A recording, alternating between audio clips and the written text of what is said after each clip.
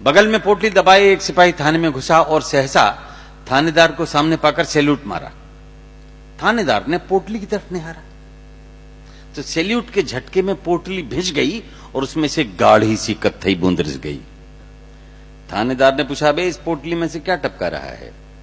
क्या कहीं से शरबत की बोतलें मार के ला रहा है?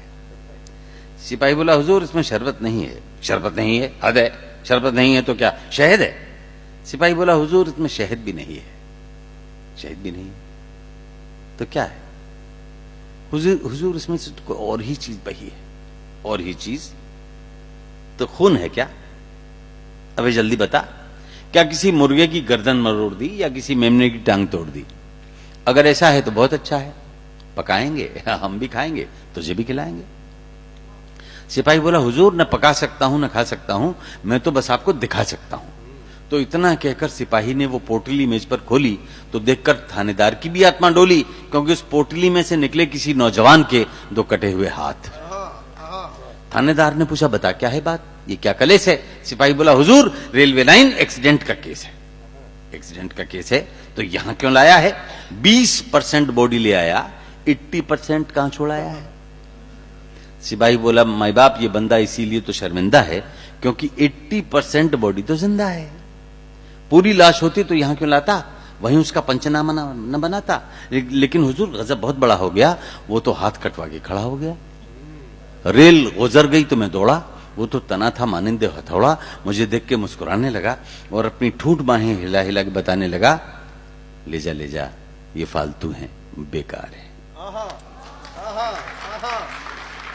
ले जा ये फालतू हैं, बेकार हैं। और बुला ले, कहां पत्रकार हैं, मैं उन्हें बताऊंगा कि काट दिए। किस लिए? इसलिए कि मैंने झेला है भूख और गरीबी का एक लंबा सिलसिला।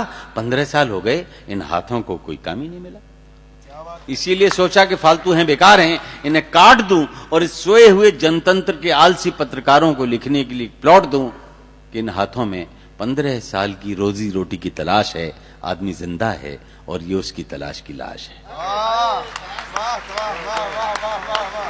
आदमी जिंदा है, ये उसकी तलाश की लाश है। अरे उठा ले जा, कटवा के भी मैं तो जिंदा हूं, तू क्या मर गया? हुजूर इतना सुन के मैं तो डर गया। जिन्न है या भूत, मैंने किसी तरह अपने आप को साधा, हाथों को पोटली में बांधा, झटके से लाया और यहां चलाया। अब क्या करूं, इनकी रिपोर्ट कैसे बनाऊं? इन्हें जलाऊं या दफनाऊं? थानेदार बोला, मामला सीरियस है, पर जलाने या दफनाने में काहे की बहस है? अरे नादान, आदमी जिंदा है तो दौड़ के जा और पूछ के आ कि हिंदू है या मुसलमान। हिंदू है तो हाथों की चिता बना, मुसलमान है तो दफना। लेकिन सिपाही बोला, हुजूर अब मुझे न भेजें और इन हाथों को अब आप ही सहेजें।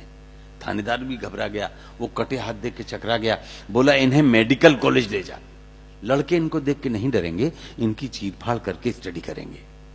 पता नहीं इसके बाद क्या हुआ, लेकिन घटना ने मन को छुआ। अरे उस पढ़े लिखे नौजवान ने अपने 2 हाथों को खो दिया।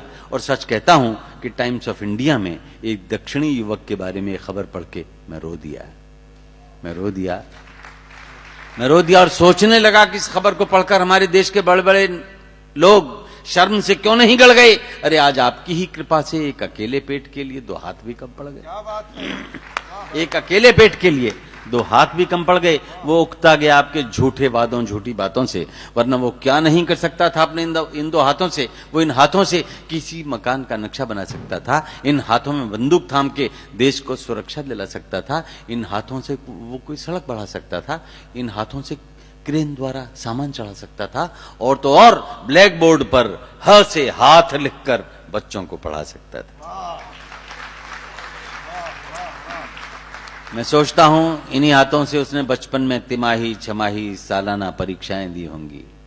इन्हीं हाथों में प्रथम श्रेणी में पास होने की खबर लाया होगा। इन्हीं हाथों से उसने खुशी का लड्डू खाया होगा। इन्हीं हाथों में उसने डिग्रियां सहेजी होंगी। इन्हीं हाथों से उसने अर्जियां भेजी होंगी। और अगर काम पा जाता तो ये निपुता इन्हीं हाथों से मां के पांव भी छूता। खुशी के मौके पे इन हाथों से डपली बजाता, रोते हुए बच्चे को झुंझुना बजा के बहलाता, और किसी खास रात को दुल्हन का मुखड़ा उठाता, रोते हुए बच्चे की गाल सहलाता। लेकिन तूने तो काट लिए मेरे दोस्त, पर तू कायर नहीं है। तू कायर नहीं है क्योंकि तेरी शहादत के पीछे तू कायर नहीं है, कायर होता तो समूचा कट जाता और देश के रास्ते से हमेशा हमेशा को हट जाता। सरदार भगत सिंह ने यह बताने के लिए कि देश में गुलामी है पर्चे बांटे और तूने बेरोजगारी है ये बताने के लिए हाथ काटे।